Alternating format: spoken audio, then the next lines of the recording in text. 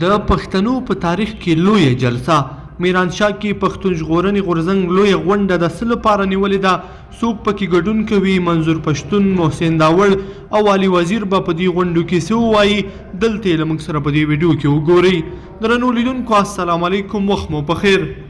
پاکستانی دولت دې هیواد کې د میشتو پښتنو په مقابل کې ناروا کړنې ترسره کوي چې تل ورڅخه پښتانه متضرر شوي دي او زیان ورڅخه لیدلی دی.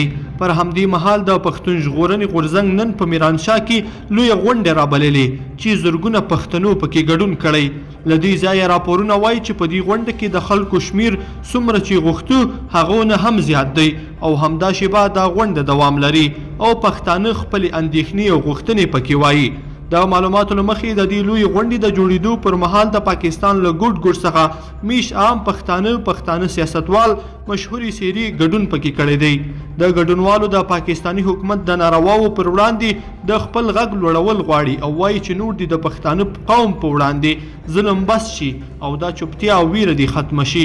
د پښتون ژغورنې غورځنګ د پښتنو د بسیج او ویښولو او د هغوی د حقوقو د اخیستلو په برخه کې نورې هم دا ډول غونډې ترسره کړي چې له لرې د دې لوی قوم حقوق او ساتنه غوښتلې ده.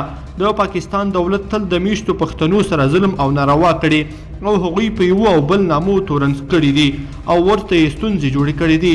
تر اوسه پورې پاکستاني دولت په خپله د مخیتوب سره د دې غورځنګ هغه غوښتنې چې د پښتنو حق دی نه دي ورکړي.